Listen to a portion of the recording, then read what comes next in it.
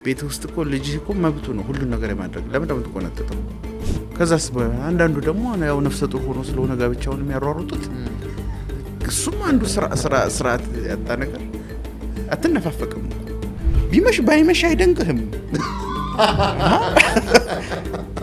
ግን ኃላፊነት እንዲሰማ ዜጋ መሆን ብቻ በቂ ተቃቅፈው ደግሞ ያያል አሁንም ክፋት የለውም ባህል አልብቶ መሸጥ ባህልን ማልማት ባህልን መሸጥ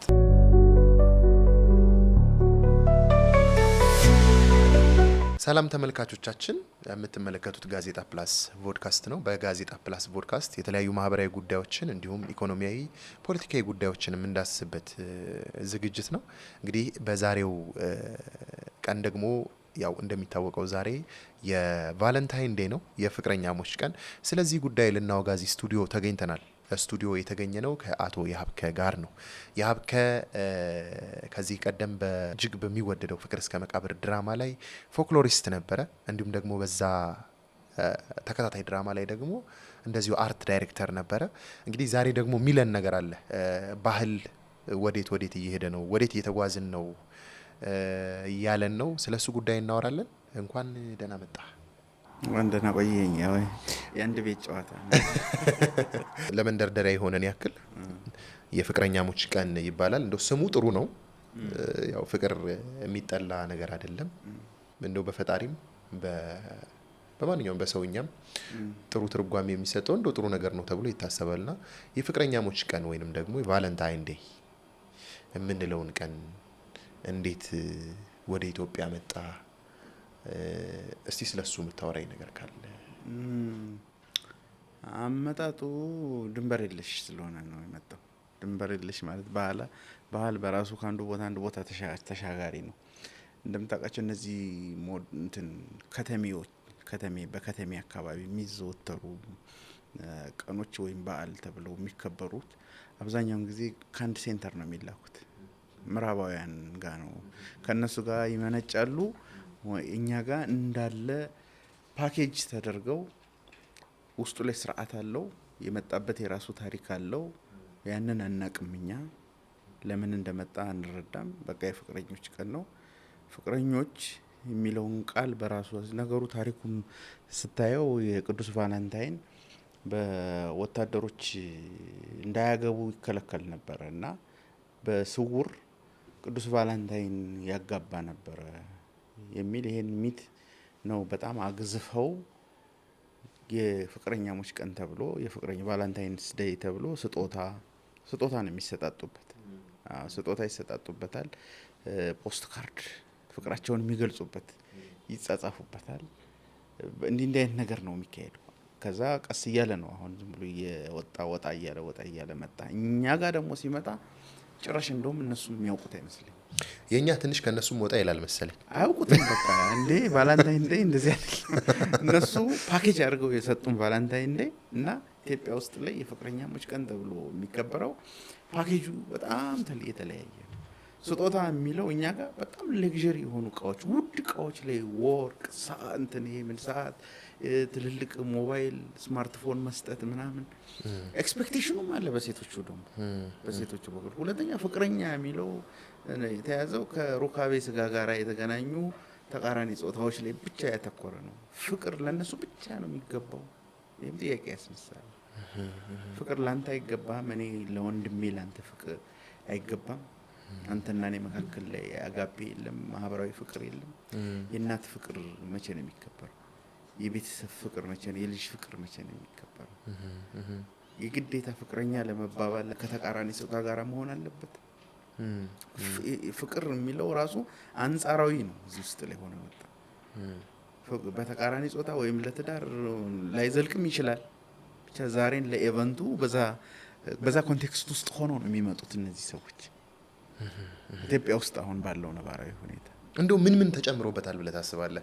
እኔ አሁን በጣም የሚያስደንቀኝ አንዳንድ ነገር አለ። ያው ዛሬ እንደው እንግዲህ ዛሬ የአፍሪካ ህብረትም ነውና ትንሽ ጃሞች ይኖራሉ፣ መዘጋጋቶች ይኖራሉ።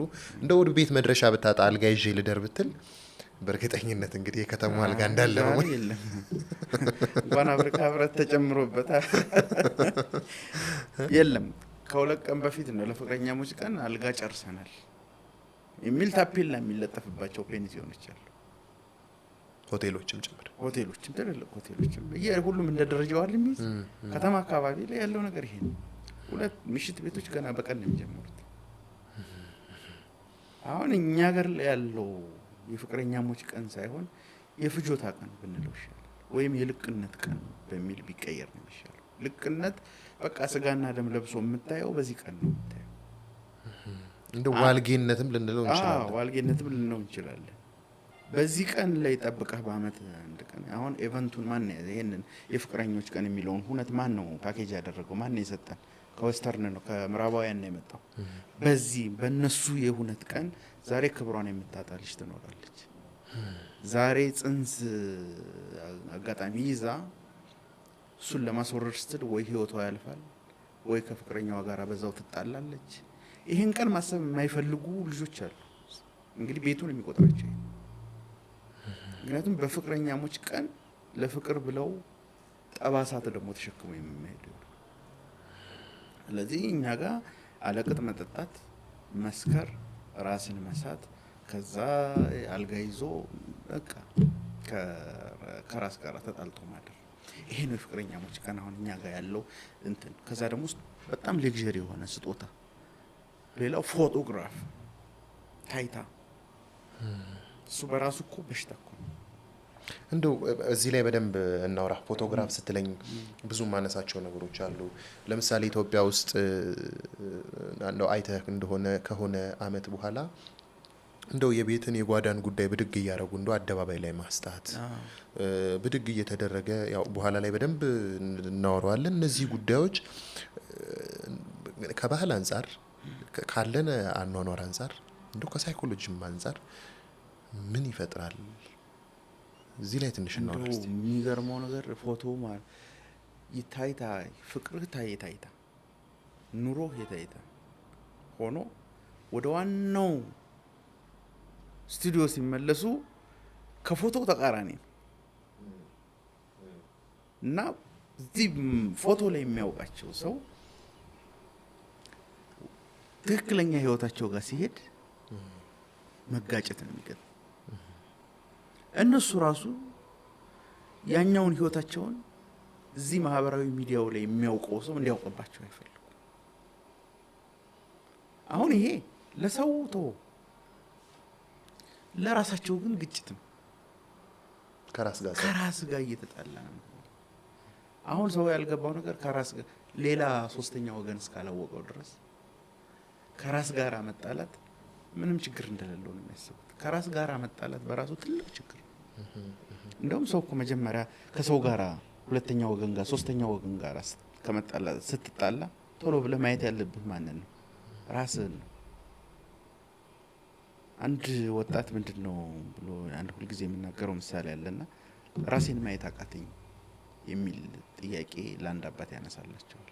አሁን በሰው ልጅ ውስጥ ላይ ራስን አለማየት ትልቅ በሽታ ነው የሚባለው። የሚገርም እንዴት ነው ራስህን የማታየው? ራስህን የማታይ ከሆነ ውስጥህ ላይ የሆነ መደፍረስ አለ ማለት ነው። እና ይህን ልጅ ሊያስተምሩት 2 ግራም ሳህን አምጣሉና ውሃ አደረጉበት ሁለቱም ላይ። ከዛ አንደኛውን ጭቃ አቧራ አምጣና አደፍርሰው አንደኛውን አደፈረሰው። ከዛ የመጀመሪያውን ንጹህን ዝቅ በልና ያው አሉት። ዝቅ ብሎ ሲያየው ምን አየህ ሲሉት ራሴን አለ። መልኩን ንጹህ ውሃ መልኩን አሳየው፣ ራሴን አየው አለ። ጥሩ ያኛውን ደግሞ የደፈረሰው ነው። የደፈረሰውን ሲያየው መልኩን አያሳየው። አየህ አይምሮ በነገር ሲደፈርስ፣ በተንኮል ሲደፈርስ፣ በዘረኝነት ሲደፈርስ፣ በምቀኝነት ሲደፈርስ፣ ራስን በመውደድ ሲደፈርስ። ራስን መውደድ አንጻራዊ ነው። በታይታ ነገር ብቻ አንተ ለውጩ ነው እንጂ ውስጥህ ላይ ላለው ነገር ኬርለስ ሆነህ ራስህን አታየው። የፎቶ መበላሸት ነው የሚያስጨንቅህ እንጂ አንተ የህይወት መበላሸት አያስጨንቅህም። ስለዚህ ውስጥህ ከደፈረሰ ራስህን ማየት አትችልም። ፎቶ ላይ የጸጉር ስታይል ካሳሰበ ውስጥህ ጤነኛ አይደለም። ውስጥህ ጤነኛ አይደለም። ሊያስጨንቅህ የሚገባ የህይወትህ ጉዳይ እንጂ የፎቶ መበላሸት ላይ ወይም የሆነ ስትቀረጽ አፍተጣመመ እንደዚህ ይሄ ጉዳይ እንዴት ጉዳይ ሊሆንብህ ይገባል? በኖርማል ህይወትህ እኮ ደህና ነህ። ኖርማል ህይወት ክንትቶ እዚህ ኤክስተርናል ሰው የሚያየው ሶስተኛ ወገን የሚያየው ነገር ላይ ሁለተኛ ወገን የሚያየው ነገር ላይ ኮንሰርን ከሆንክ በጣም እዛ ላይ ትኩረት ካደረግ የራስህን ጉዳይ በጣም ትተዋዋል ማለት ነው። ወይም ውስጥህ ላይ በጣም ችግር አለ ማለት ነው። ያኛውን የምትጠቀመው ውስጥህ ላይ ያለውን በሽታ ለማስታመም ለመሸፈን ነው ማለት ነው። ስለዚህ አሁን አብዛኛው በነገራችን ላይ በተቃራኒ ጾታ ፍቅረኛሞች የምንላቸው ለጋብቻ የሚፈላለጉ በእነሱ ፍቅር ህይወት ውስጥ ላይ ሁለት ናቸው አይደል? ሶስተኛ ወገን የማያስፈልገው ልዑል የሆነ የፍቅር ስርዓት ውስጣቸው ላይ አለ። ያንን ገልጠው እኮ ነው በፎቶግራፍ እንካ የሚሉት። ሶስተኛ ወገን በፍጹም የማያስፈልገው ለምሳሌ መሳሳም ሊሆን ይችላል። ሶስተኛ ወገን አያስፈልገውም። በእኛ በኢትዮጵያውያን ኮንቴክስት ጨዋ ስርዓት ያለን በጨዋ ስርዓት ውስጥ ላደገች ሀገር ሶስተኛ ወገን አያስፈልገውም። ሁለቱ ብቻ ሊጨርሱት የሚገባ ነው። ተቃቅፎ መተኛትን በለው ሩካቤ ስጋ መፈጸምን በለው ሩብ ጉዳይ የሆነ ነገር ነው የሚያሳዩን አሁን ሾው ላይ። አዎ ያ እኮ አያስፈልገውም።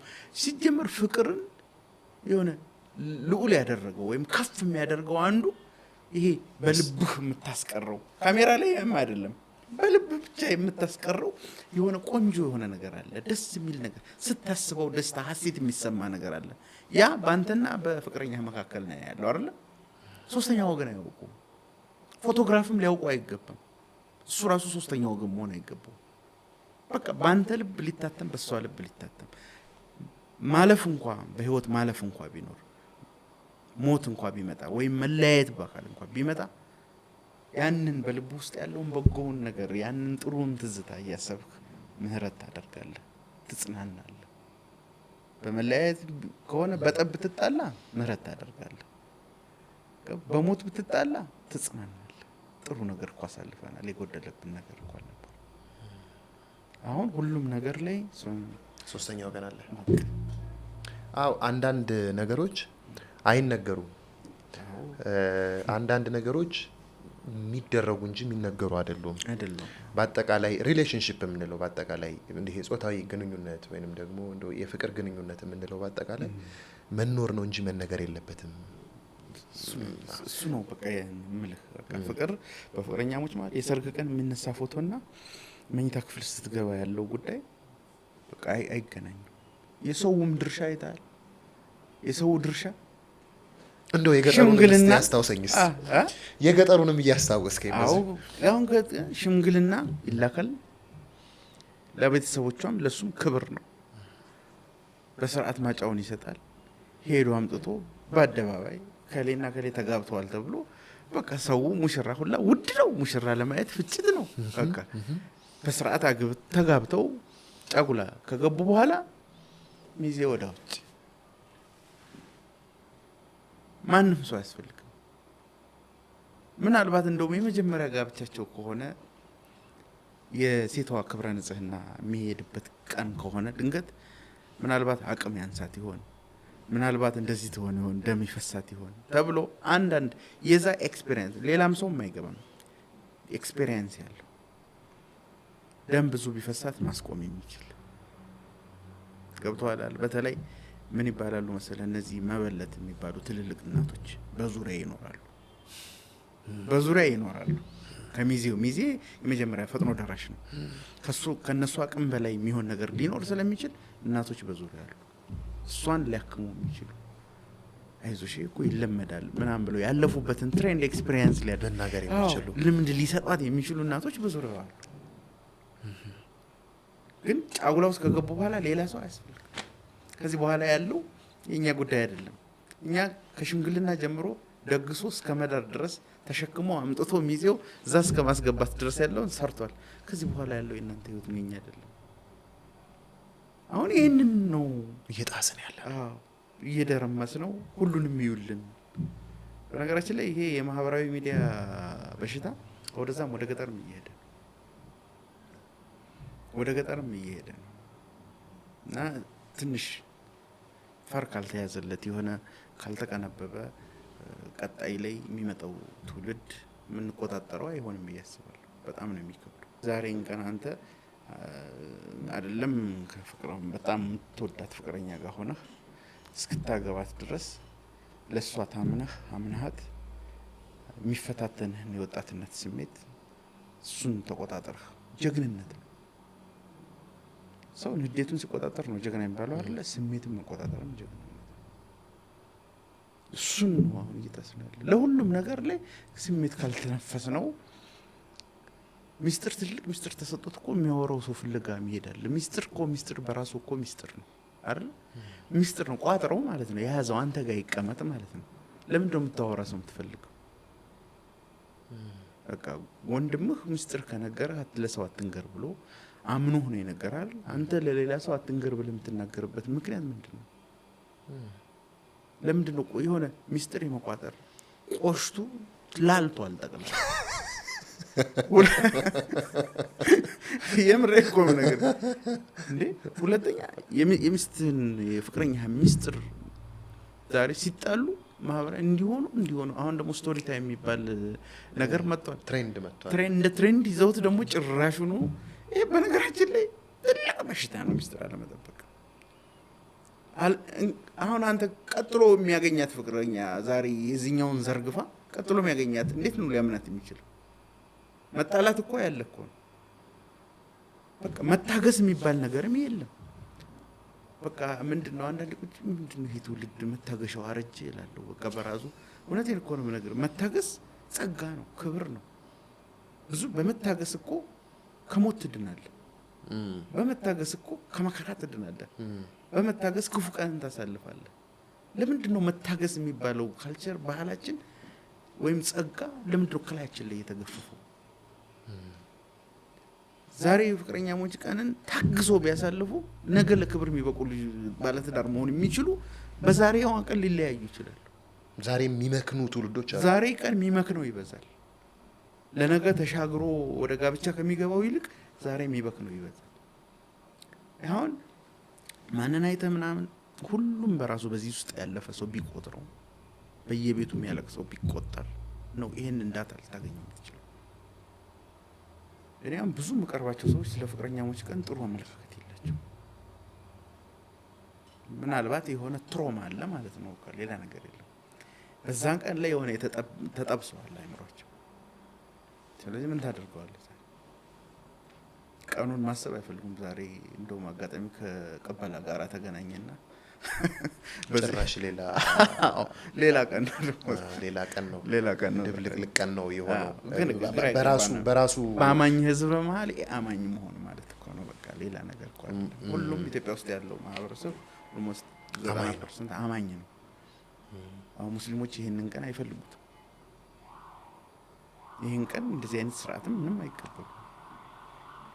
በክርስትና ዓለም ውስጥ መጣ ይሄ የሚፈቀድ ነገር አይደለም።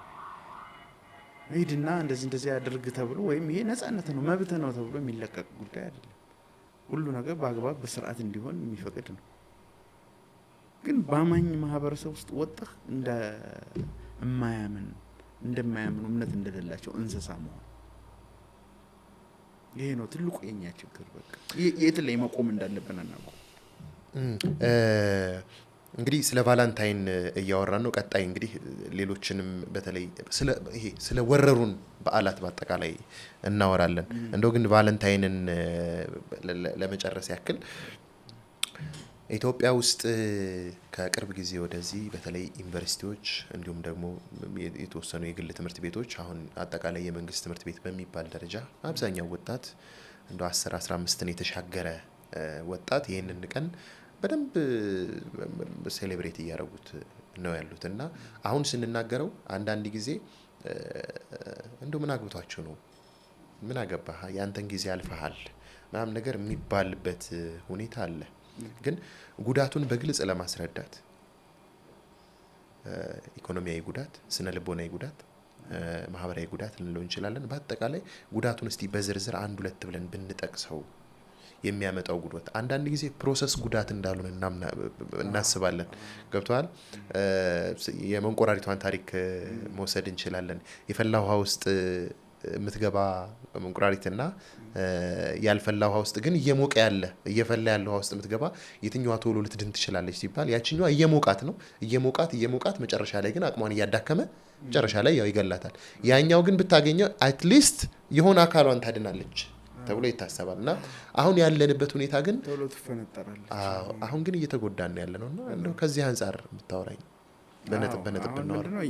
አሁን ኢትዮጵያ ውስጥ ላይ በጣም ያልተለመዱ በዓላት የት ማለት የኛ ያልሆኑ ግን ቅድም እንዳልኩህ ከበሩን ወስደው ውስጣዊ ስርዓቱን ትተው ወደኛ የመጡ ፓኬጅ ውስጥ ላይ ያሉትን ስርዓቶችን ርግፍ አርጎቶ ኮፈኑን ማሸጊያውን ብቻ አምጥተው እየተገበሩ ያሉ አሉ። ለምሳሌ የእብድ ቀን የሚባል አለ፣ የውሃ ቀን የሚባል አለ፣ የቀለም ቀን የሚባል አለ። አሁን ደግሞ ይሄ የፍቅረኞች ቀን የሚባል አለ። ትምህርት ሚኒስቴር እግዜር ይስጠው ሰርኩላር ይሄ ነገር ትምህርት ቤቶች ውስጥ እንዳይከበር አግዷል። ቢያንስ አሁን ልጆች አይምሮ ውስጥ ላይ እነዚህ ነገሮች ማጥፋት ተቻለ ማለት ነው። የፍቅረኞች ቀን ግን ከትምህርት ቤት ከዩኒቨርሲቲ ከግቢ ውጭ ነው አድጓል፣ በጣም አድጓል፣ ወደ ውጭ ወጥቷል። ስለዚህ እነዚህ ነገሮች አሁን ሆቴሎች ራሱ አሁን ስመጣ እዚህ መንገድ ላይ እዚህ ሻይ የምንጠጣበት ቦታ ላይ አበባ ጉንጉን እንዳለ ደርድረውታል። ምን እያደረጉ ነው? ማስታወቂያ እየሰሩላቸው ነው። አሁን የበዓሉ ባለቤት እነዚህ ምዕራባውያን አልከፈሏቸው። ብዙ ጭፈራ ቤቶች ዛሬን በማስመልከት ቀይ በቀይ ምናምን ገዝተው ቡቲኮችን አይታል የኖርማል ልብሶችን ወደ ውስጥ አስገብተው ዛሬ ቀዮችን ነው ወደፊት እያወጡ ያሉት። የሬዲዮቹ ስፖንሰር በሙሉ ቫላንታይን ቀን እንኳን አደረሳችሁ የሚል ነው። በአጠቃላይ ሬዲዮ በሙሉ በቃ ይሄንን አጫፋሪ ነው ጠቅላላ በቃ ኖ ይሄን ነገር ከኛ ከኢትዮጵያውያን ባህል ጋራ ባህልና ቱሪዝም ባይከለክልም አዋጅ አውጥቶ ባያግድም ህሊናው የሚያግደው የሚዲያ አካል የለም። ህሊናው የሚያግደው ሌሊቱ አሁን የማታ ላይ ያሉ ፕሮግራሞች ማታ ሰምተህ እንደሆነ በአጠቃላይ በሙሉ ማስታወቂያቸው እንኳን ለቫላንታይን ቀን አደረሳችሁ የማያውቀው ሰው እንኳን ምንድነው ይሄ ቫላንታይን ቀን ፍቅረኛሞች ቀን ምንድነው የሚያደርጉት መጠየቅ ይጀምራል። ሊለምደው ካለመደው ደግሞ ፋራ ሊባል ነው። አየው በውድቀትህ እኮ ነው አንተ አራዳ እየተባልክ ያለው። ፋራ እንዳይባል ያልሰለጠነ እንዳይባል የነሱ ሁሉ ጊዜ ትክክል ተቀባይነት ያለው የስልጡን ማህበረሰብ ውጤት ይባላል። የኛ ባህልስ አሁን ለምሳሌ ኢትዮጵያ ውስጥ ላይ ልንገር ጉምዝ የሚባል ማህበረሰብ ታውቃለህ? ጉምዝ ሴት ልጁ ለመጀመሪያ ጊዜ ወር አበባ ሲመጣት 7 ቀን ድግስ ደግሶ እኔ እንደውም ፎክሎር ሪሰርችን እሱ ላይ ነው የሰራው። ድግስ ደግሶ ዘፈን እየተዘፈነለት ፍየል ታርዶ ወንዶች ደስታቸውን እየገለጹ የወር አበባ አየሽ ተብሎ ዜማ እንደ ሙሽራ ነው የምትታየው። በቃ ስነ ልቦናዋ ምን ያህል እንደሚገነባ አስብ። ይህንን የመሰለ ካልቸር ፓኬጅ ሰርተ ስርዓት አበጅተ ለነሱ መሸጥ ስንችል እኛ ሁልጊዜ የነሱ ከነ ፓኬጁ ሳናመጣ እንዳለ በቃ መራገፊያ ከዛ ደግሞ እነሱ እንኳን የማያውቁትን አከባበር እኛ ጋር እናየዋለን። የግል ፍላጎት አንዱ የሆነ ነገር ያደርጋል፣ ማህበራዊ ሚዲያ ላይ ይለቀዋል። እነሱ ወደኛ የሚያመጡት ፓኬጅ የሚያመጧቸው በዓላት ቶሎ ተቀባይነት የሚያገኙት አንደኛ ኢኮኖሚክ ይበልጡናል፣ ሁለተኛ ሚዲያ ላይ ተጽዕኖ ይፈጥሩብናል፣ ሶስተኛ ስልጣኔያቸው እንደ ትክክለኛነት ማረጋገጫ ተደርጎ ይወሰዳል። ሁሉም ሰው አሜሪካ መግባት ዛሬ ገነት እንደ መግባት አድርጎ እንደሚያስበው አይደለም ብትለው አያምንህም። የታወረ የሆነ ጄኔሬሽን ይመጣባል።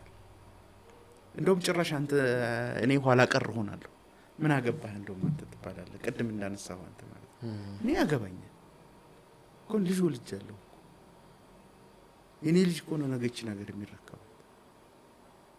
ለጄኔሬሽኑ አያገባኝም የሚል ሰው ካለ በቃ ራሱ እኔ በዚህ ሰው ምናልባት ኢትዮጵያዊ ላይሆን ይችላል ብዬ አስባለሁ። እንዴት ነው በጄኔሬሽኑ ማያገባ? የራስህን ኖራል? አዎ ኖሬያለሁ፣ እየኖርኩ ነው፣ እስካልፍ ድረስ እቀጥላለሁ። ግን አሁን ተወልዶ እቺን ሀገር ለሚረከባት ወጣት በምን አይነት መስመር መሄድ አለበት የራሴን ሂስ መስጠት ይገባኛል። እንደ ዛሬ ያሉ ቀኖች እንቅፋት ሆነው እንዳያስቀሩት። አዎ አለቀ። በየጎዳናው በየእንትኑ በዚች ቀን እኮ ሰበብ ስንቱ ተሰናክሎ እንደሚቀር፣ ስንቱ ለክብር በቃለሁ ብሎ ክብሩን እንደሚያጣ፣ ስንቱ በንጽህናው የሚኮራራ ሰው ንጽህናውን አጥቶ እንደሚሸማቀቅ እኮ እናውቃለን። ስለዚህ አያገባህም የሚለው ቃል ራሱ የጠላት ቃል ነው። ምናልባትም ኢትዮጵያዊ ስሜት ላይኖረው ይችላል፣ ለእኔ ግን አለኝ። ስለዚህ ለጀነሬሽኑ ስለሚመለከተኝ ስለሚያገባኝ አስተያየት ከመስጠት አልቆጠብም። የኔ አቅም እሱ ስለሆነ ማለት ነው። ገብቷል። ህግ አውጪ ሰውን ደግሞ ህግ አወጣለሁ ከደረስኩበት ማለት ነው። ህግ አውጪዎችንም ህግ እንዲያወጡ ነው የምንናገረው። አሁን እንደውም እኛ ጋር ያለው ነገር ህጉ በዚህ በቫላንታይን ዴይ ጉዳይ ምንም አይነት አድርጉም አታድርጉም የሚል ነገር የለም። በዝምታ መተባበር ብቻ ነው። ለባህልና ለስርዓት ለወግ ምናምን ለጨዋነት የሚቆረቆረው ሰው በዛ በዚህ ይጮሃል እንጂ ህጉ አድርጉም አታድርጉም አይልም። ግን በዝምታ ምን እያደረጋቸው እየተባበረ ሰፖርት እያደረጋቸው ይሄ ራሱ ጤነኛ አይደለም።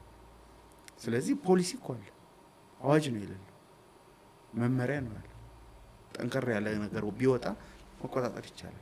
መቆጣጠር ብቻ አይደለም። እኔ አሁን ይጥፋም ባይ አይደለሁም። የሆነ በጣም ግን ስርዓት ይኑረው ነው። ሁለተኛ እኛ ለምን አንቀይረው? ኢትዮጵያውያን እኮ እንደውም የሚገርም ነገር የሆነ የውጭ የሆነ ነገር ወደ ኢትዮጵያዊ መልክ የመቀየር ጸጋው አለ። ለምሳሌ ክርስትና ሃይማኖትን ተመልከተ። ክርስትና ሃይማኖት ከግብጽ ከሶሪያ ከእስራኤል ውስጥ አለም ከምትለውም ከእስክንድሪያም በቀኖና በምናም በነዚህ የጋራ በሚያደርጋቸው ነገር በስርዓት ልንገናኝ እንችላለን። ግን የኢትዮጵያ ቤተክርስቲያን ኢትዮጵያዊ መልክ፣ ኢትዮጵያዊ ባህል፣ ኢትዮጵያዊ ለዛ፣ ኢትዮጵያዊ ዜማ አላት። ሙስሊሙንም ስትመለከተው የኢትዮጵያ ሙስሊም ከሌላው ሙስሊም በጣም የተለየ ነው። አኗኗሩም ምኑም ባህሉም አከባበሩም ከሌላው ጋር ያለው መስተጋበርም ፍቅርን እንጂ ጥላቻ መሰረት ያደረገ አይደለም። ስለዚህ ኢትዮጵያዊ መልክ አለው። ቀደም ብሎ የገቡት የፕሮቴስታንት እምነት ተከታዮችን ሙሉ ወንጌል ቃለ ሕይወት ምናምን የሚባሉት ናቸው። ሌላው ዜማቸው ራሱ ኢትዮጵያዊ ቃና ያለው ኢትዮጵያዊ አራቱ ቅኝቶች ውስጥ የሚገባ ነው። አከባበራቸው ከሰው ጋር ያላቸው መስተጋበር ግለኝነትን በጣም የሚጸየፉ አብሮነትን በጣም የሚያጠናክሩ ናቸው። እንዲህ ያሉ ዋልጌነትንም ደግሞ በደንብ ይቃወማሉ። ከፊት ሆነው ነው የሚቃወሙት። ስለዚህ እንዲህ አይነት ነገርን ኢትዮጵያዊ መልክ ማስያዝ ሃይማኖትን ያህል ታላቅ ነገር እንኳን መልክ ማስያዝ ኢትዮጵያዊ ቀለም ኢትዮጵያዊ ከለር እንዲኖረው ማድረግ የሚችል ማህበረሰብ ነው ያለን። ስለዚህ እነዚህን በዓላት አምጥተን አሁን ፍቅርን ለሁሉም ማድረግ እንችላለን። ለምን ለፍቅረኛሞች ብቻ? ለእናትም አሁን እንደው እናትክን የኔ እናት ወድሻለሁ ብለህ ታውቃለህ? በጣም ንፉግ ነን እኮ እንደምትወዳት እኮ ምንም ጥርጥር የለው። ግን አፍ አውጥተህ የኔ እናት አንቺ ስላለሽ አንቺ እናቴ ስለሆንሽ አንቺ ስለተወለድኩኝ በጣም ደስ ይለኛል ሁሌ ነው የምወድሽ ብለሃት እኮ ይሄንን ሰምተው አታውቁ። ይሄን ስትሰማ ምን አይነት ደስታ እንደሚሰማ ታነቅም።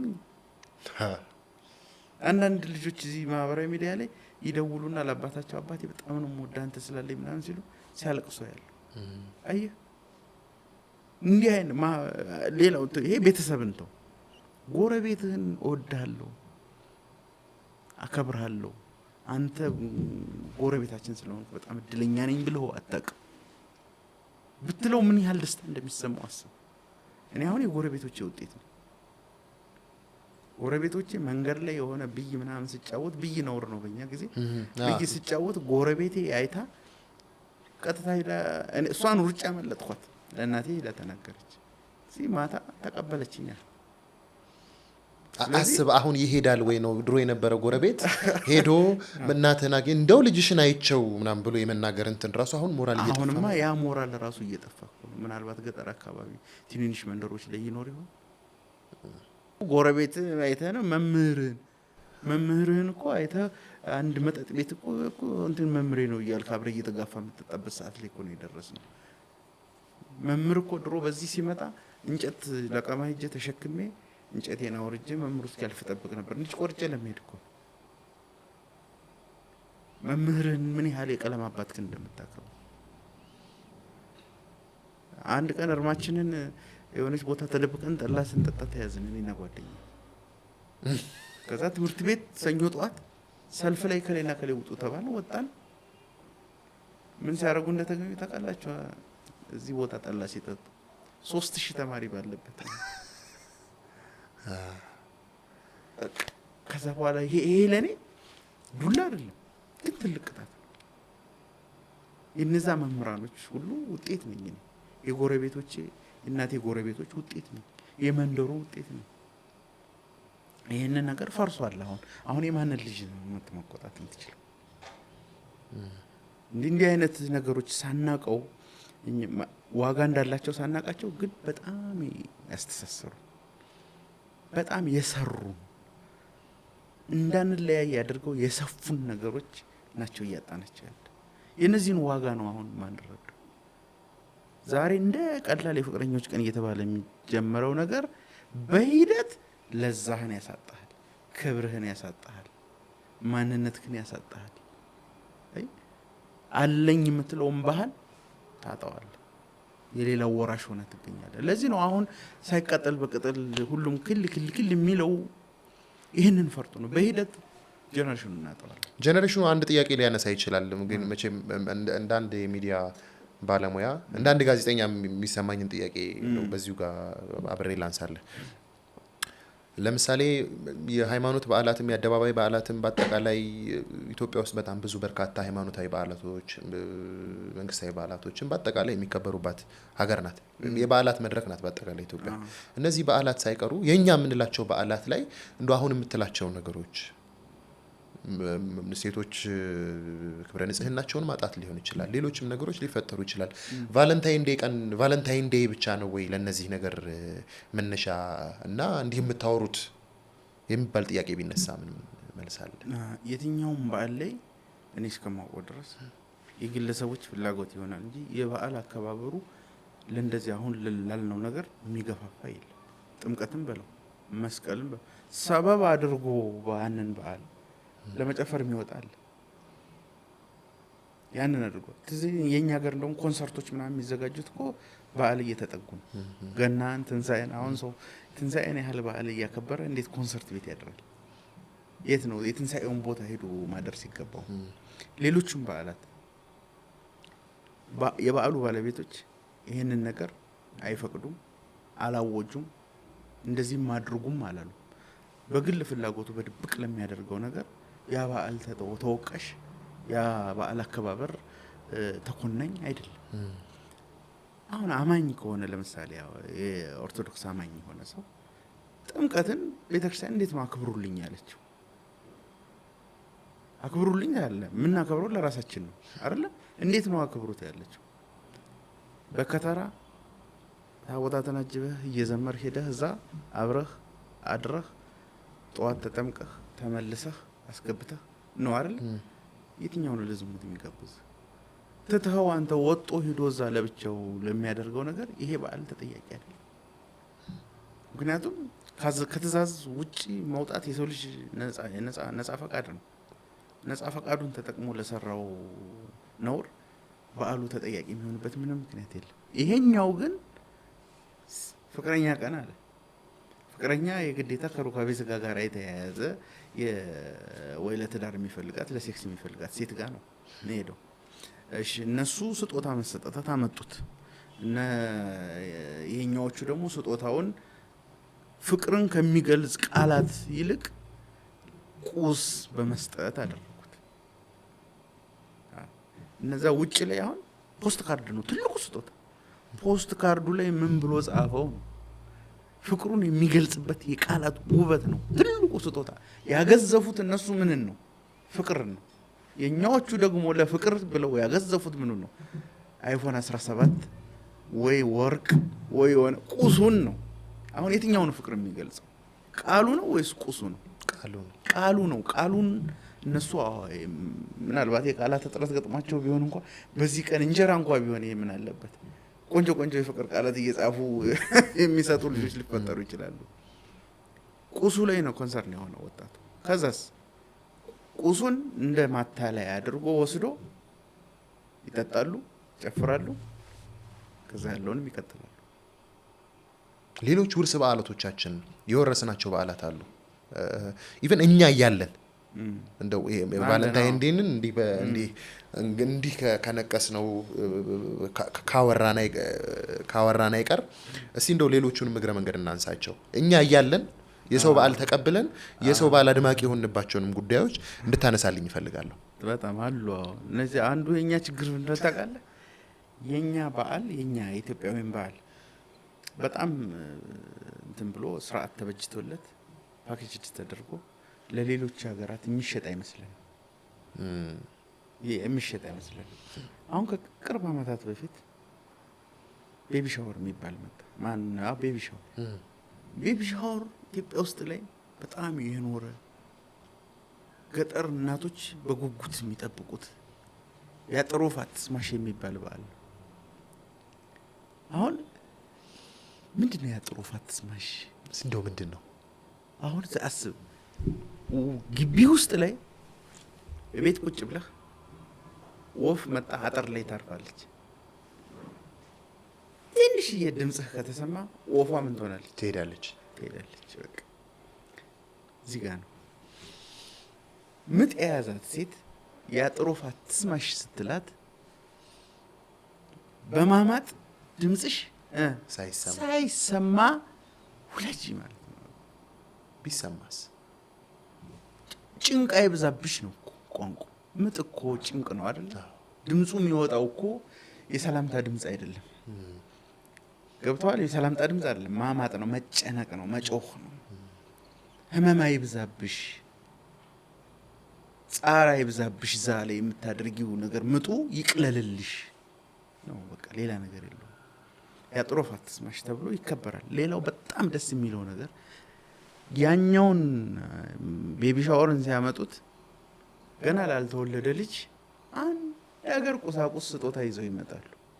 ላልተወለደ ልጅ፣ አዎ ላልመጣልሽ። አሁን እነዚህ ስጦታ ሰጪዎች ጉዳያቸው እናቲቱ ሳትሆን ገና ያልተወለደው ልጅ። በኢትዮጵያዊ ባህል ላልተወለደ ልጅ ስጦታ አይሰጥም። ባጥሩ ፋትስማሽ የሚሰጠው ስጦታ በሙሉ ለእናቲቱ። ለምን? እሷ ናት የምታስገኘው። አየህ፣ ልጁን የምታመጣው አጥንቷን፣ ስጋዋን፣ ደሟን ያካፈለችው ማናት? እናቲቱ ናት። ሌላው ገንፎ ቀድሞ የሚዘጋጀው ለሚወለደው ልጅ አይደለም፣ ለእናቲቱ ነው። ምክንያቱም ዋጋ የሚሰጠው ለእናት ነው። ምክንያቱም ልጁ እንኳን የሚጠባው ጡት የሚመነጨው ከእናቲቱ ነው። ዋናዋን ምንጭቱን ነው መጠገን፣ ምንጭቱን ነው ማስደሰት። ምንጭ የሆነችውን እናት ነው ልትጠግናት፣ ሞራል ልታደርጋት የሚገባ እንጂ ገና ለሚወለድ። እንደውም አብዛኛው ገጠር ውስጥ ልጁ በሰላም ከተወለደ ነጠላ እንኳ ካለ ተቀዶ በነጠላ ነው የሚሰፋው። የሚቀበሉት በነጠላ በቃ አይገዛም። አዎ ምንም ከተወለደ በኋላ ነው አባትየው ሩጦ ልጆቹም ምናምን ያለውን የሚገባውን ነገር ይዞ ይመጣል። ሲጀምር እንደተወለደ ልጅ ከእናቱ በስተቀር ምን ያስፈልገዋል? ሌላው እኮ ነገር በአንድ ቀን የሚደርስ ነገር። ያን ሁላ ዕቃ ገዝተህ አይበለውና ያ ሁላ ስጦታ ሆኖ ልጁ ቢሞት እናቲቱን ያ የዛ ቁሳቁስ ትዝታ፣ የዛ ቁሳቁስ እያየች ህመሙ ሌላ ጠባሳ እኮ ነው የሚጥልባት። አይደረግም። እኔ በራሴ ገጠር ውስጥ ላይ ገና ላልተወለደ ልጅ ጨርቅ ገዝቼ ስድብ ነው ያከናነውኝ ሳላውቅ። የሚገርም መውለጃዋ ደርሷል ምናምን ሲባል ልብስ ገዛ። መንግስት ሰራተኛ ጓደኛችን ቤተሰቦቿ በሙሉ አኮረፉ። ኧረ እኔ በቃ ይቅርታ፣ አንተ ደህና ሰው አይደለ እንደ ቤተክርስቲያን ስትታይ ምናምን አሉኝ። የምር ልክ ናቸው። በቃ ገንፎ የዛ ቀን ይቀመሳል። ቆንጆ ተደርጎ ዱቄቷ ተፈጭቶ የሚዘጋጅ ቆንጆ ተደርጎ ነው የተሰራ። ይሄ በቃ እያንዳንዱ ቅመም ተደርጎበት ቅቤ ትቀባለች። ከመጣላት ልብስ ትለብሳለች። ጸጉሯን በደንብ ትሰራለች። ረጅም ሰዓት ስለሚቆይ ከወለደች በኋላ ያውቁታል። መውለጃ ሰዓቱ ሲደርስ ስለሚያውቁት ምናልባት ከዛ ቀን በኋላ 2-3 ቀን ብትቆይ ወይም ሳምንት ብትቆይ ነው። ጸጉሯን በደንብ ጠበቅ ተደርጎ ትሰራለች። እሷ እንኳን ሁለተኛም ሶስተኛም ትውልድ የመጀመሪያዋም ይሁን መውለድ ያቆሙ እናቶች አሉ አይደለ? እነሱ ይገኛሉ። ምን ያደርጋሉ? ልምድ ያካፍላሉ። አዎ መውለድ ሁልጊዜ አዲስ ነው። 5ኛም ውለድ 10ኛም ውለድ የመጀመሪያም ውለድ ለእናት አዲስ ነው። ሁልጊዜ ህመሙም አዲስ ነው። ስለዚህ ምን ይደረግላታል? ልምድ። አይዞሽ ደስ ያርግሽ፣ ቀለል አድርገሽ እንደዚህ በቃ ኮንፊደንሷ እየጨመረ ደስ እያለ ደስታው እያዘላችኋል። ሆርሞኑ የሚረብሻትን ያህል በእናቶችና በዙሪያዋ ባሉ ሰዎች የምታገኘው ደስታ ደግሞ ያበረታታል። ይህንን እንትን በቤቢ ሻወር ተብሎ ለረጅም ሰዓት ከዛ እንደተባለው በማህበራዊ ሚዲያ መንጫጫት ጀመርን። ከዛ ተመለሰና አንዳንድ ጎበዝ አርቲስቶች እነሱ ናቸው በነገራችን ላይ ያበላሹትም ያቃኑት። ስለዚህ እነሱን ተጠቅመን ይሄንን የምናስተካክል እናርም። አዎ ባይዘው አሪያ ይሄ ፊልም ላይ የሚታይ ሰው ታዋቂ ሰዎች እንደ አዋቂ ነው የሚቆጠሩት። ስህተታቸው ሁሉ ይደገምላቸዋል። አይገርምም? ለምን ታዋቂና በአዋቂ መካከል ያለው ልዩነት ሰው ያውቅ። የሚያውቋቸው በታዋቂ ያውቋቸዋል። ስለዚህ እነሱ ያጥሮፍ አትስማሽ ብለው እነዚህ ትልልቆቹ አርቲስቶች ያን ቤቢ ሻወርና ሽቀንጠረው ጥለው በእናቶች ቀሚስ ምናምን ሲያደርጉት በቃ አይ ባህል እንዴት ደስ ወዲያውኑ ነው ይሄ በየሰፈሩ ያለው ነፍሰ ጡር በሙሉ ያጥሮፍ አትስማሽ ማለት ጀመረ። ያጥፋ ናይስ በቃ እንደዚህ ነው እንዲመጣ የምንፈልገው። ስለዚህ ቫለንታይን ዴን በእንደዚህ አይነት መንገድ አርቲስቶች አንድ ልጨምርልህና ወደ ቫለንታይን ዴ እንዴት ብንቀይረው ብዬ የማስበው ነገር አለ እንድታነሳልኝ። እንዲሁም ቆይ እንደው ስለ ጥርስ አነካከስ እንኳን ሳይቀር ወሊድ ላይ እናቶች ኤክስፔሪየንስ የሚሰጧቸው እነዚህ ትልልቅ እናቶች ልምድ ይሰጣሉ። ደግሞ ያላገቡ አሉ አይደለ? ቁጭ ብለው ልምድ ይቀስማሉ። አብረው እያገለገሉ እየሰሩ ይሰማሉ። ትልቁ አያል የሆነ ምንድነው የሽግግር የእውቀት ሽግግር ወቅት ነው ይሄ። ሌላው በዚህ በስራው በምናምኑ ያለውን ማህበራዊ ግንኙነት ፍቅሩ ምኑ እሱ ደግሞ ሌላ ትርፍ ጸጋ ነው። ስትወልጂ ጥርስሽን ንከሺ ነው ለምን ጥርሷን የምትነክሰው? እሱ ያስገረመኝ እግርሽን ዲያርገሽ ነው መክፈት ያለብሽ ትላታለች። አይ ያቺ ልምድ ያላት በጣም ብዙ ልጆች የወለደች እናት ስለ እግር አከፋፈቷ ትነግራታለች። እንደዚህ እንዳታደርጊው አጥንትሽ በዚህ በኩል ይጎዳል። እነሱ ናቸው የሚያውቁት። እኔ አሁን የምሰማውን ነው የምነግርህ። ጥርስሽን ንከሺው። ለምንድን ነው ልክ ምጡ በጣም አይሎ ልጁ ሲወለድ ሙሉ ሰውነቷ እንዳለ ይናጋል እናቲቱ። ከዛ ውስጥ አንዱ ጥርሷ ነው የሚናገው። እንደውም ወዲያውኑ የደረቅ ነገር አይሰጣትም። ጥርሷ በሙሉ ስለሚነካና ምን እንደሚሰጣት ገንፎ፣ አጥሚት አንዱ የሚሰጥ ምክንያት ሰውነቷ እንዲጠግናት ነው። የሚገርም ነው።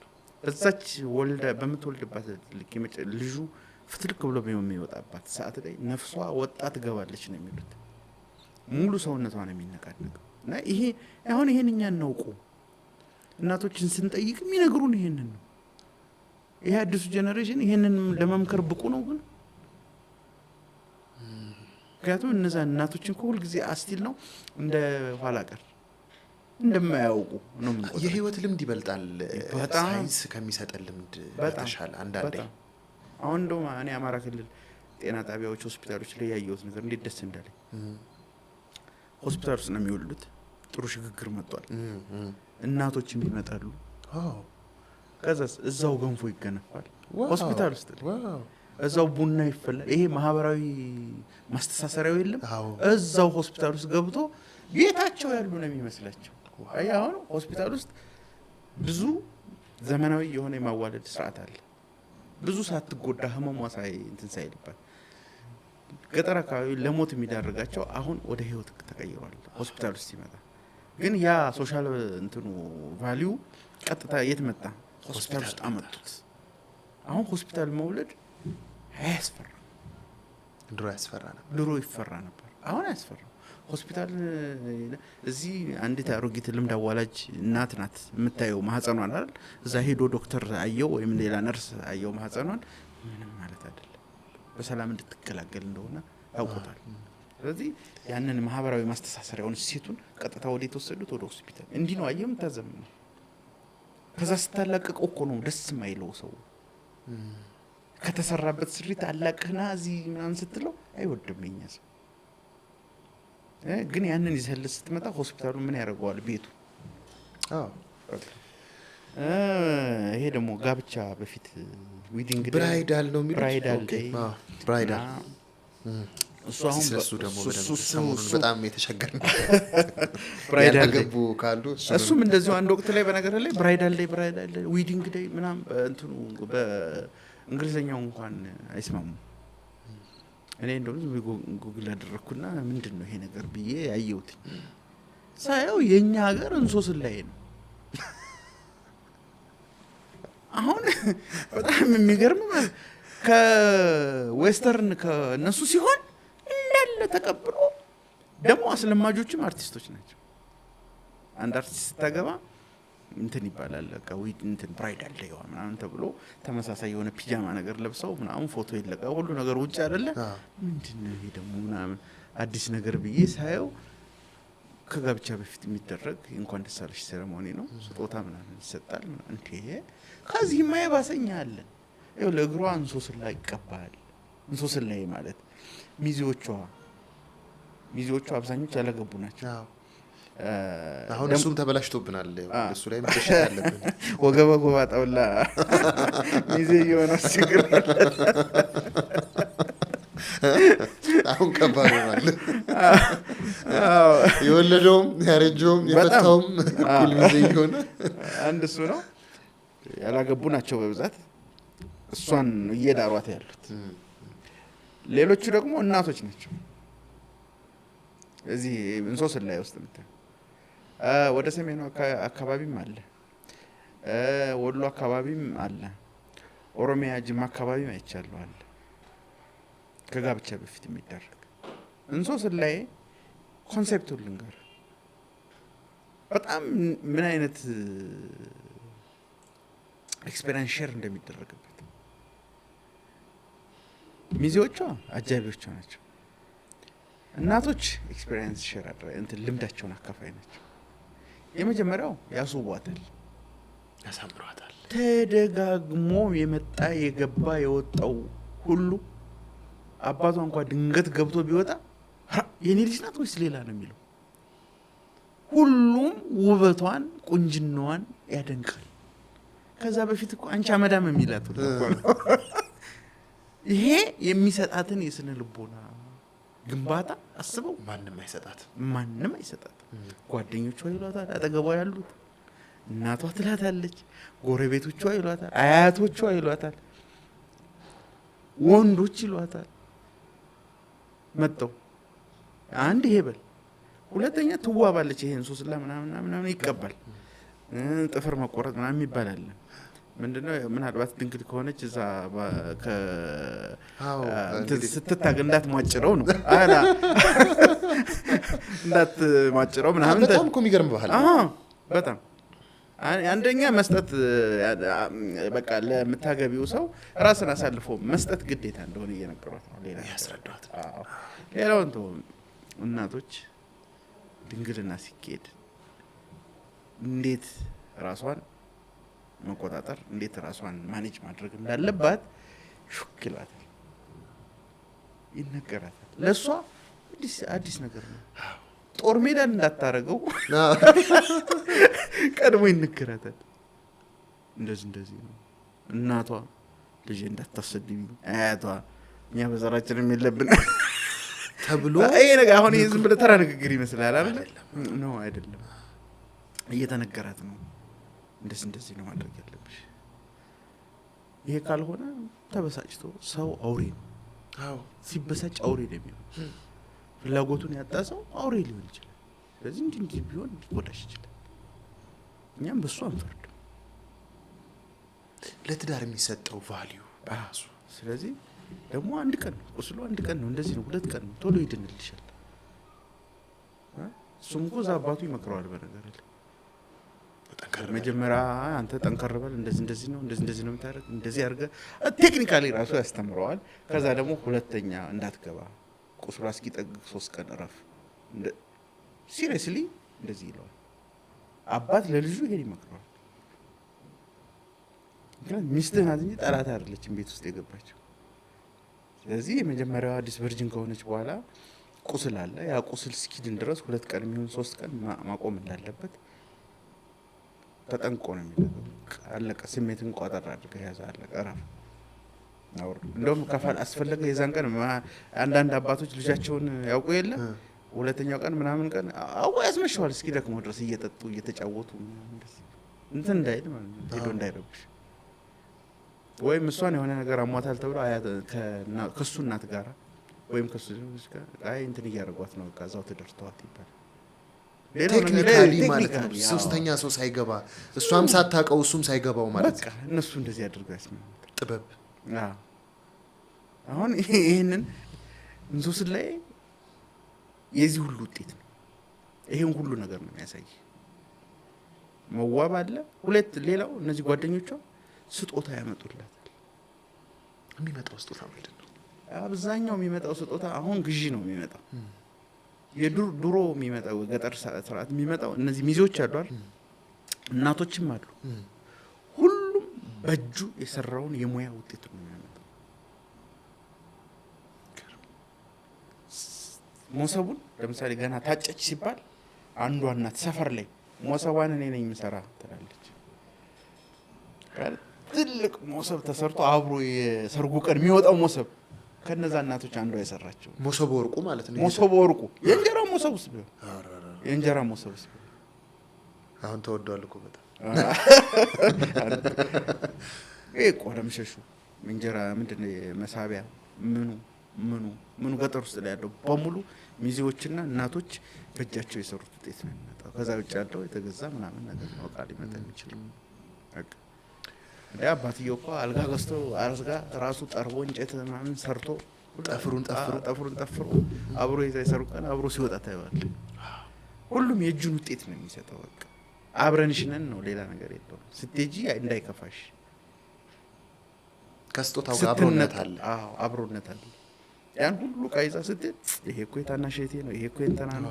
በሙሉ ቤት ውስጥ እቃውን ሰቅላ ስታየው የማንን ነው የምታየው? የሰፈሯን ሰዎች አብራ የኖረቻቸውን የእናቷን፣ የአክስቷን፣ የአያቷን፣ የጓደኛዋን፣ የአብሮ አደጓን በቃ ሙሉ ማቴሪያሉ በሙሉ የቤተሰብ ነው። ሙሉ ቀን እነሱ ትዝታ ውስጥ ነው የምትኖረው።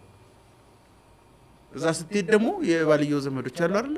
እነሱ ደግሞ ያመጣሉ፣ ይቀበሏታል። ደግሞ እነሱም የራሳቸውን ስጦታ ይሰጣሉ። አይ የሁለቱም ሰፈር ድምር ሆና አገናኝ ድልድይ ትሆናለች። እና ያንን የመሰለ እንሶስላ የሚባል ስርዓት ነው በብራይዳል ዴይ ቀይረውት ነበር። አሁንም እግዚአብሔር ይስጣቸው እነዚህ አርቲስቶች ያበላሹታል፣ ያቃኑታል። ሰው ሲንጫጫ ደግሞ እንሶስላ ላይ እንደ አሁን ሰሞኑን ራሱ አንድ አርቲስት በቃ በጣም በትልቁ እንትን እያደረጉት ያለው እሱ ነው። ጥሩ ነው እንደዚህ በቃ። ግን እኔ የምለው ባህል እንዲህ አይነት ባህልና ስፖርት ሚኒስቴር በበላይነት ቢቆጣጠር ጥናት አድርጎ ፓኬጅ አድርጎ በዚህ ልክ በዚህ ወሰን በዚህ እንደ የአካባቢው ተጨባጭ ሁኔታ የሆነ የከለር ለውጥ ሊመጣ ይችላል እንጂ ማፈንገጥ የሚባል ነገር አይኖርም። ማለት ማፈንገጥ ባሉታ ሳያፈነግጡ ከዛ ይሄንን መሸጥ ለሌሎች የአፍሪካ ሀገራት ማስተዋወቅ የፕሮሞሽን ስራ መስራት የኛም ባህል ይወስዳል። እኔ አሁን እንደውም የወር አበባውን ባይቀድሙ የጉምዞችን እላለሁ። ባይቀድሙን በጣም የሚገርም እንትን አንዷ አጥና ብዙ ፈረንጆች እዚህ አካባቢ ያንዣብባሉ። አንዷ ተወስድና እዛ ሀገሯ ላይ ሮዚ ዴይ ምናምን ብላ ፓኬጅ ሰርቶ እዛ የወር አበባ በዛት ጁኒየር ትምህርት ቤት ሃይስኩል ነው የሚጀምረው። እዛ ላይ ማክበር ከጀመሩት አለቀ በቃ። እኛ ጋር ይጀምራል እንደ ጤፉ የጉምዝ መሆኑን ረሱታል። እንደ ጤፉ ምናምን በቃ ወስደው እንትን ያደርጉታል። እና እነዚህ ባህሎቻችን ልክ የፍቅረኞች ቀን ስንመጣ ወይ የሁሉም ፍቅር ለሁሉም የምንበለው አሁን አሸንዳሻ ላይ ምናምን ታየው የሴቶች ነጻነትና ውበት የሚገለጥበት ነው። ደቡብ ውስጥ ለጋብቻ ተብሎ የሚደረግ ኢቨንት አለ ለመመረጥ። ታዲያ ፍቅር ቀን እሱ እንትና አይጠጣ አይሰክር ራሱን አይጥል እዛ ከሰበብ ፈጥሮ ልቅ የሆነ ነገር ውስጥ አይገባም። ግን ምንድነው የሚያደርገው? በሴቶች ለመመረጥ 7-8 ጥጃ ከብት ሲዘል ታያለህ። ጀግንነቱን ፐርፎርሚንግ ነው፣ ሌላ ነገር አለው። መከራ ቢመጣም እንዲህ ነው የምንዘለው ሊሆን ይችላል እኮ እንግዲህ በደንብ ብናጣ ያንን ነገር አጥንቶ እዛ ኢንተርፕሬት ማድረግ ይቻላል። ችግር የለውም። ልስት እንትን ባህልን እነሱ ከሚሰጡትም በተጨማሪ ብዙ ሴቶችን ልትጨምርለት ትችላለህ። ባህል ያድጋል፣ ታበለጽገዋለህ፣ ስርዓት ታበጅለታለህ፣ ትሸጠዋለህ። ስለዚህ ደቡብ ውስጥ ነው ማአት ባህል በጣም። ስለዚህ እዛ ውስጥ ላይ አንዱን አምጥተን ለሁሉም ፍቅር ሴት ልጅ ሽማግሌ የምትልክበት ሁላ እንትን አለ። እሱ አሁን ከአንደኛው ከብሔር ብሔረሰብ ልንነጣጥለው እንችላለን። አንዳንዱ ቦታ ላይ እንደ እንትን ይላል። አንዳንዱ ቦታ በሃይማኖታዊ ስርዓት ሊታገዱ ይችላሉ። አንዳንዱ ደግሞ እንድትመርጠው እንዲመርጣት እንዲወዳት የማድረግ እንጂ መውደዷን እንኳን መግለጽ ማትችልበት እንትን አለ። ግን ነጻነቱ ግን እዛ ድረስ ነው። አይተዋል። ሴት ልጅ አንተ ይሄን መርጣ እሱን ነው ማገባ ብላ ሽምግልና ልካ ይሄ እዚህ ከምናውቀው ነጠል ባለ መንገድ ማለት ነው። ሌላው የምታየው ደግሞ አሁን ይሄ ታገቢኛለሽ ወይ? አው እሱ እንደው ትንሽ አሁን ሰሞኑን ትንሽ እንደው እንትን ምንድነው በጣም የወጡ ባህሎችም አሉ። አንድ ሀገር አበባ ተይዞ ሽምግልና የሚኬድበትም ሴቶቹ ለማይሆን ስነልቦናዊ ጫና፣ ወንዶችም ለማይሆን የሆነ ፓኬጅ የሚገቡበት ሁኔታ አለና እስኪ እነዚህን ሁለቱን በደንብ አድርገህ እንትን በለኝና ወደ ማጠቃለያው እንሄዳለን ማለት ነው። እሺ ጥሩ። እንደዚህ እኔ አሁን ሽምግልና ስርዓት እየተባለ በነገራችን ላይ ገጠር ምን አለ መሰለህ፣ እኔ አሁን የማየው ሽምግልና ስርዓት ከተማ ላይ ያለው የገጠሩ ተካርቸም ነው። ሽምግልና ስርዓት አይደለም። ሲጀመር ሽማግሌ 3 ነው። 40 እና 50 ሽማግሌ አንጋግተህ ስለሄድ ትዳሩ አይሰምርልህ። ሰው ከማስቸገር ውጭ ምንም ቫልዩ የለው። 3ም ቢሆን 3 ነው እኮ ሽማግሌ 3 ነው። በቁጥር ደረጃ 3 ነው።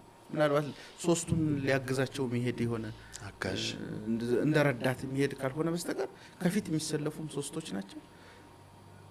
ሁሉም ሰው ደግሞ አይናገርም። ከ3ቱ አንዱ መሀል ላይ ያለው አይ ምን ጠይቃችሁን ጥያቄ ካልመለሳችሁልን እንቀመጥም ምናምን የሚለው ነገር ያለ። ከዛ ምንድነው ይባላል ተጋግዘው ይናገራሉ። ስለ ልጁ ማንነት ሲጠየቁ አንደኛው ይናገራል። በቃ ሽምግልናው የሆነች ስጦታ ነገር ይዘው ይሄዳሉ። ያቺ ስጦታ ለቤተሰቡ ክብር እንጂ ለመጠጥና ለስካር አይደለም። ለቤተሰቡ ክብር ነው። የሷም ስጦታ የዛን ቀን አይደለም የሚሄደው። ለሷ የሚሰጠው ስጦታ አሁን ትንሽ እንደው የተደባለቀም የተዋረሰም የተሳከረም ነገር አለ። ተሳክሯል እንዳለ በቃ ተሳክሯል። ገጠር ምን ይሆናል መሰለህ፣ አንድ የፈታች ባሏ የሞተባት ወይም እንትን ገለሞተች ነው የሚባለው። ገለሞተች ሴንስ ልጅም ሊኖራት ይችላል እኮ ሲንግል ማም ሆነች ማለት ነው። ሌላ ነገር የለው። ሲንግል ማም ትርጉሙ ገለሞተ ነው። ወንድም ገለሞተ ይባላል። ገለሞተ ማለት ወይ ሚስቱ ሙታበታለች ወይ ደግሞ ሚስቱን ፈቷል። ስለዚህ ሲንግል ዳድ ነው፣ ገልሙቷል። ልጁ እሱ ጋርም ይሁን እናቲቱም ጋርም ይሁን ማንም ጋር ይሁን ሰውየው ገልሙቷል። እነዚህ የገለሞቱ 2 ሰዎች ሲጋቡ ገብተዋል። ሁለቱም የገለሞቱ ሰዎች ሲጋቡ ምን እንደሚደረገው ሀብት ያለው ማን ጋር ነው? ለምሳሌ ሴቷ ጋር ሊሆን ይችላል።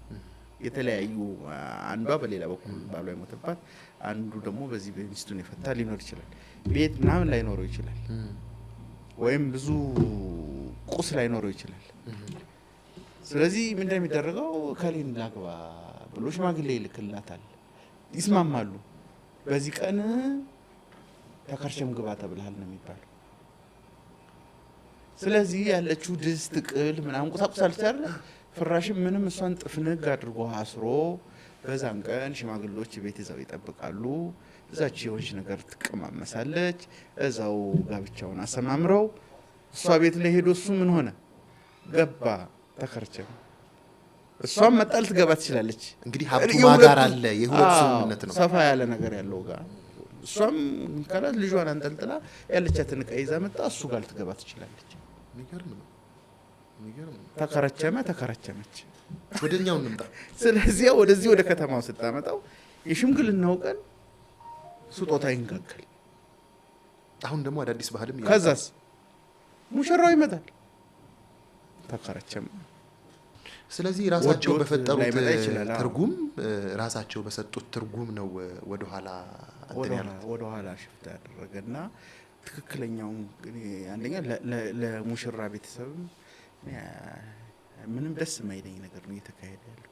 አንዳንድ የሚያከብሯት እቺ ሀበሻ ልብሱ ምኑን አይተህ ልታደንቅ ትችላለህ እንጂ በባህል ደረጃ የሚደነቅ ወይም የሚወደስ ወይም ደግሞ እንደ ትሬንድ ይቀጥል ብለህ ሰፖርት የምታደርገው ባህል አይደለም። ስለዚህ መታረም አለበት። ሽምግልናን ቀለል አድርጎ በ3 ሰው አድርገው ጋብቻቸውን ኢኮኖሚካሊ ከሆነ ሁሉንም አሁን አለ ኢኮኖሚ ምናምን አለ የሚሉ ሰው ሽምግልናውን እንትን አይሉት አያዳንቁት።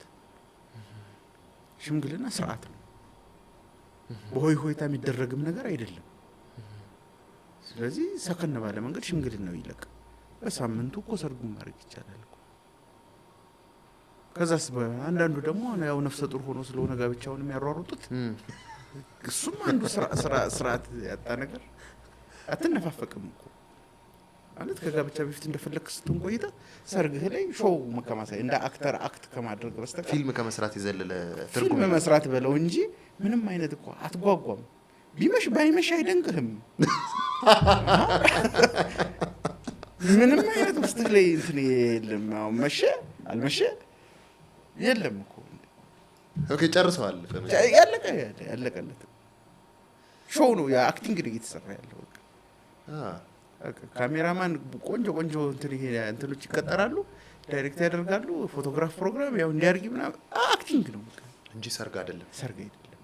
እንዴት ሰርግ ሊሆን ይችላል? እንደዚህ ማትናፍቀህ ከሆነ ማትጓጓ ከሆነ ኧረ በጭራሽ ምኑን ሰርግ ነው ይሄ? እንደዛ ነው የሆነው ነገር። እዚህ ላይ ምን ትዝ አለኝ መሰለህ፣ አንድ ጊዜ ወደ ጉራጌ ክልል እዚህ ወደ እንድብር አካባቢ ሄደን ነበርና ተስካርም ይሁን ድግስም ይሁን ምንም ይሁን ህግ አላቸው። ማህበረሰብ እንደ ባህል ያወጡት በጣም ተገርመን ተደንቀን ያየነው ነገር ነውና አለኝ ብለህ በሬ ይመጣል መብት የለህም። ገብቶሃል? አሁን እንዲህ አይነት ነገሮች ተደንቀው በባህልና ስፖርት እንትንም ተወድሰው በደንብ እውቅና ተሰጥቷቸው እንዲህ አይነት ነገሮች ወደ ከተማውም ወደ ምኑም እንዲዛወሩ ማድረግ መቻል ምን ይፈጥራሉ መሰለህ? ለምሳሌ 50-60 መኪናዎች የሚጋዙበት ሰርግ እየተፈጠረ ነው። ለቁጥር የሚያዳግቱ እንደው እርግጥ ነው ስለ ንግዱ ታወራኛለህ፣ ይሄንም እንድታነሳልኝ ፈልጌ ነው። ሌሎች ደግሞ እንደው ትዳርን ያከበሩ ግን ደግሞ ይሄ ቁሱን ምኑን ያልወደዱ ይሄን አልፈልግም የሚሉ ሰዎች ስነ ልቦና ደግሞ እየተጠቃ ነው። እንዴ አሁን ማህበራዊ ሚዲያ ላይ አንዲት ልጅ ሰሞኑን ቪኤ ተላከ መሰለኝ ስጦታ ለቤተሰቧ ነው። ለእሷ ደግሞ ወደ 200 ሚሊዮን ብር አካባቢ የሚጠጋ ወርቅ ተላከ። በዛው ይሄ መንግስት ቀረጥ ሊወስድበት የሚገባ መኒ ላውንደሪ ነው። ራዲካሊ ወደ እንትን ካየ ነው ማለት ነው። ከስጦታ ግብር ይወሰዳል በህግ። አሁን ሎተሪ እድል ነው የደረሰ አይደል? እድል ነው ወጥቶልሃል። 60 ሚሊዮን ተብሎ የሚደርስህ 40 ምናምን ለምንድን ነው መቆረጥ ስላለበት ነው። የቄሳር ለቄሳር ነው የሚሰጠው። እንዴ የተጋነነ ለዝናና ለሞቅታ ካልሆነ በስተቀር ትዳሩን አያጸናው። ምን መደረግ አለበት? ሁሉም ነገር ስርዓት ሲኖረው ነው። የሀብት ማሳያ መሆን የለበትም። እሺ ሀብቱ አሳዩ። ሌላው በድህነት ውስጥ ያለው ሰው ያን ማድረግ የማይችለው ሰው ተጨነቀ። ምንድን ነው የሚጠቅመው? እሱ ምንም የሚጠቅመው ነገር የለም። ካለኝ የማድረግ መብት አለኝ። መብት አንጻራዊ ነው። ስላለህ እንደፈለክ ልትለቀቅ አይገባም። በቃ ቤት ውስጥ እኮ ልጅህ እኮ መብቱ ነው ሁሉን ነገር የማድረግ። ለምን የምትቆነጥጠው? ሁሉ ነገር በአግባብ በስርዓት በልክ እንዲሆን ስለምትፈልግ ነው። ስላጣ አይደለም። ብዙ ደግሞ ሀብት እያላቸው እኮ ሁሉን ነገር በልክ አድርገው ይኸው አሁን ሰሞኑን የሆነ ጋብቻ ተፈጸማል። የት ነው ያደረጉት? መቄዶንያ ነው ያደረጉት። ሰዎቹ ሀገሪቱ ውስጥ ያሉ የሚባሉ ሀብታሞች ናቸው። ያኛው ሰውዬ ሌሎችን ሳይኮሎጂ እየጎዳ ያደረገውን ነገር እነዚህ ሰዎች ማድረግ አቅቷቸው አይደለም። ለሰርግ የምንደግሰውን 10 ሚሊዮን ብለው ለመቄዶንያ አየው። ይሄንን ነው የምታበረታተው። በጣም ብዙ ድሆች ባለበት በሀብታምና በደሃ መካከል የተራራቀ አኗኗር ባለበት አገር ውስጥ ላይ መመጻደቅ መብት ሊሆን አይችልም። እኔ በግሌ እስከምረዳው ድረስ ኃይል ሊባል ይገባል። ውስጡ ሊመረመርም ይገባል። እንደውም እንዲህ አይነት ነገር ምንድን ነው ማለት ይህን ያህል ሀብቱን ሰርተው ሊያመጡት ይችላሉ። ችግር የለውም። ምንም እኔ እሱ ላይ እንትን አይለኝም፣ ዳውት የለኝም።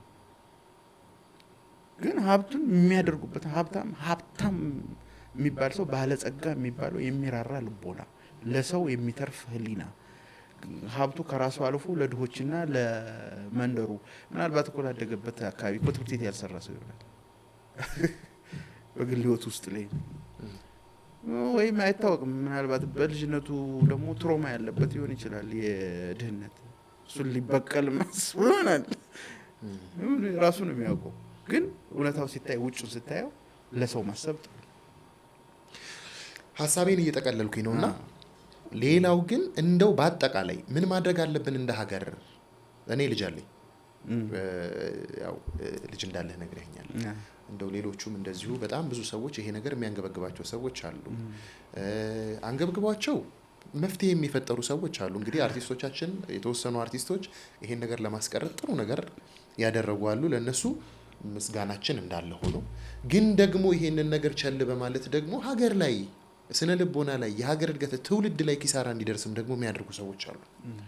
ይሄንን ቸል በማለትም ደግሞ እንደው ዝም ብሎ በዝምታ መተባበር ላይ ያለ ደግሞ አለ። ምን እናድርግ?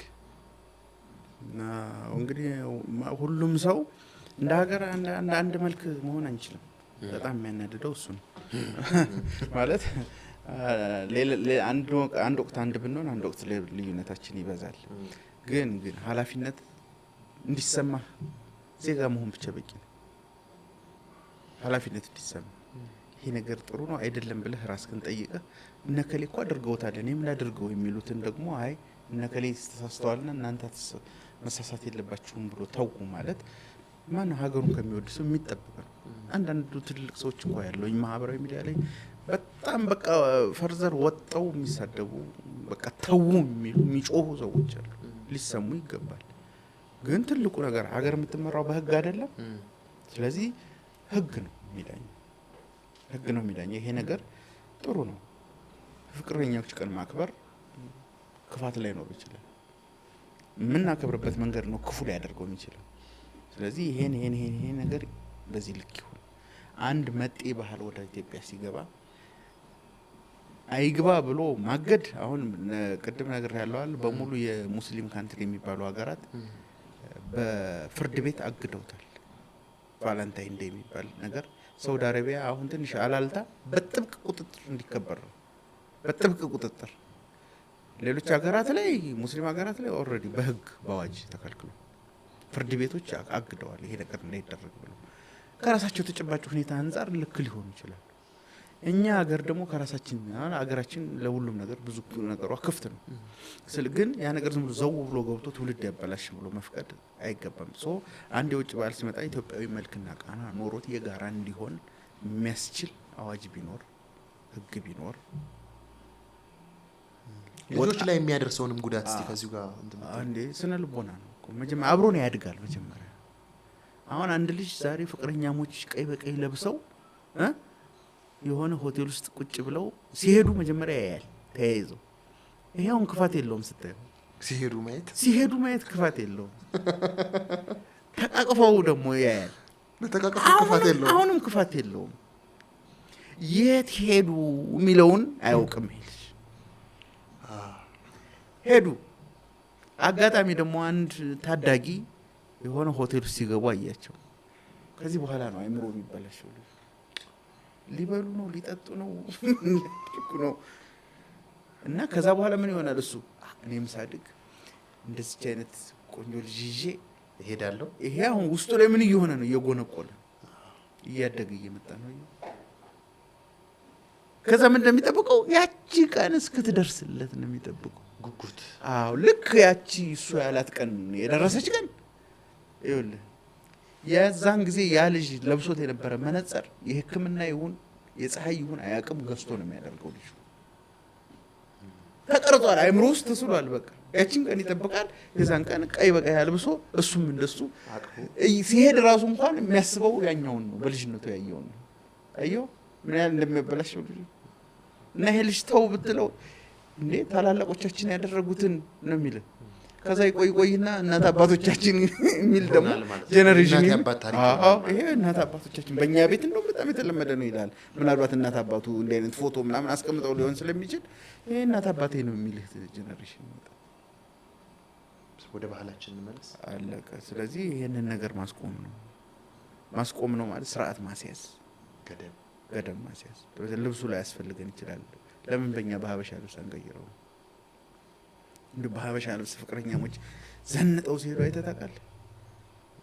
እኔ የለም እንደዚህ አይነት ትሬንድ ብዙም ለምን ወደዛ አይቀርም? ስለዚህ እዚህ ላይ ሚዲያ አንደኛ ሚዲያ ሰፖርት ማድረጉን ሳይሆን ስርዓት ማስያዝ ላይ ትኩረት ማድረግ አለበት። ሁለተኛ እነዚህ ታዋቂ ሰዎች በእነሱ ምክንያት ነው ምናልባት እነሱ ናቸው። አሁንም ኢንስታግራም ላይ ብትገባ በቃ ወይ ጣታቸውን ቀለበት እንደዚህ አድርገው ምናምን ወይ እንደዚህ ተያይዘው ሃፒ ቫለንታይን ዴይ ምናምን እነሱ ናቸው የሚያሰርጹት።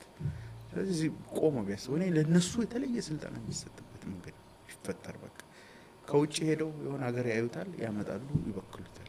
ከዛ ደግሞ ሰው ሲንጫጫ ደግሞ መልሰው እንደገና እኔ አሁን ባህል እንዲሰፋ፣ ባህል እንዲያድግ፣ ባህል እንዲለማ የሚያደርጉ አርቲስቶች አሉ። እነዚህ በጣም ክብር የሚገባቸው ናቸው። የምሬ ነው። ለምን መሰረት ጀነሬሽኑ ተከታይ ነው። ተከታይ ጀነሬሽን ባለበት አስከታዩ ጤነኛ ካልሆነ ከባድ ነው።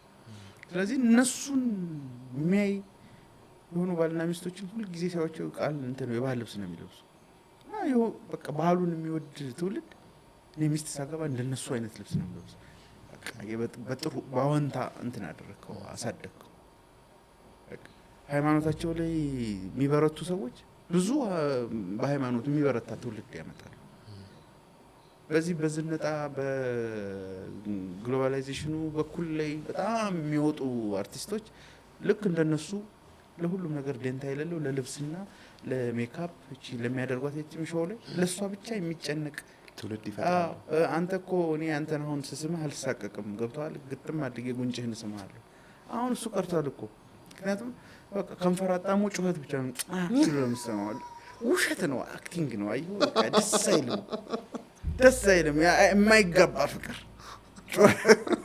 ጆሮ ላይ ማፏጨት፣ ጆሮ ላይ ማፏጨት በቃ የለም። እናትህ ግን ገጠር ስትሄድ ቀጥም አድርጋ ስማ፣ አይገባብህም ፍቅሩ። ዋው ዋው! በጣም ያንን ነገር እኮ ነው የምናጣው። የምር አሁን የዚህን ዋጋ የሚያውቀው ሰው ምናልባት እዛ ውስጥ ላይ አድጎ የዛ ስሜት ያለው ሰው ሊሆን ይችላል። እኛ ስናወራው ምናምን እንዴ ደግሞ ይሄ ቀልደኛ ሊፕስቲክ እንትን ብላችሁ ምናምን ሊል ይችላል። እኔ አርቲስቶች፣ የሚዲያ ሰዎች እዚህ ላይ ብንጮህ መንግስት ያችን አዋጅ ለማውጣት 15 ቀን ነው የሚፈጅበት።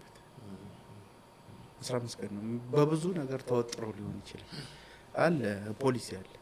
ስለዚህ ፖሊሲው ያፈጻጸም ነገር ቢስተካከልለት እንደውም የራሳችን እኛ ብዝሃ ባህል ብዝሃ ቋንቋ እንደ ጉድ ነው ያለ እያወጣን መሸጥ እንችልበታለን። ግን የሚገርም ባህል አልምቶ የሚሸጥ የሆነ ስራ እንትን የለም፣ መዋቅርም የለውም። አይገርም? ባህል አልምቶ መሸጥ፣ ባህልን ማልማት፣ ባህልን መሸጥ ለሰራበት ይገባል። ብራንድ ታደርገዋለህ፣ ከዛ ፓኬጅ ታደርገዋለህ፣ በስርዓት ታስተዋውቀዋለህ። መጀመሪያ ጀነሬሽኑ ላይ ታሰርጸዋለህ እዚህኛ ትውልድ ላይ።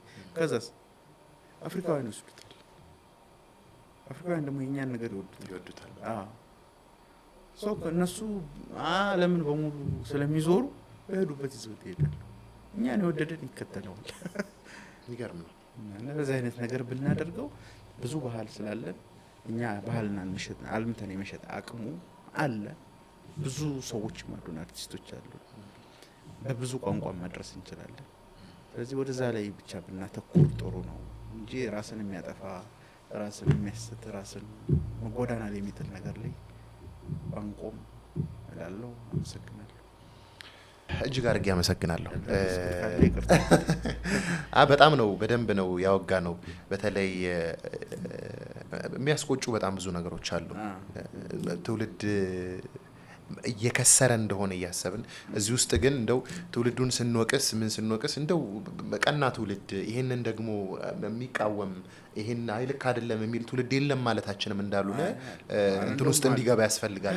ምክንያቱም በዚህ ዘመን ኖረው ደግሞ እጅግ በጣም የሚደነቅ አስተሳሰብ የሚደነቅ ባህል ወዳድ ሀገር ወዳድ እጅግ በጣም የሚያስደስቱ የሚያስደንቁ ሰዎች እንዳሉም ደግሞ እዚህ ላይ እንዲሰመርበት ያስፈልጋል። ዛሬ ቤታችን እንደር መልእክታችን ነው። ዋናው መልእክቱ እሱ ነው። ዛሬ አደራችሁን ቤታችን ሁሉም ወደ ቤቱ ይግባ ነው መልእክታችን። ተመልካቾቻችን እንግዲህ ስትከታተሉት የነበረው ጋዜጣ ፕላስ ፖድካስት ነው።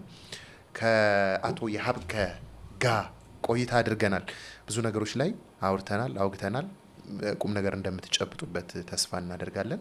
እንግዲህ ባህል ያድጋል፣ ይበለጽጋል፣ ይስፋፋል፣ ባህል ይሸጣል። ስለዚህ የእኛን ባህሎች እያወጣን እንድንሸጥ እንድናስፋፋ ደግሞ ትልቅ ስራ ከሁላችንም ከእያንዳንዱ ዜጋ ከሚዲያ ባለሙያ ከሁሉም ሰው ይጠበቃልና ይህንን በማድረግ ስራ እንድንሰራ ያስፈልጋል። የዛሬው ፕሮግራማችን በዚህ ይጠናቀቃል።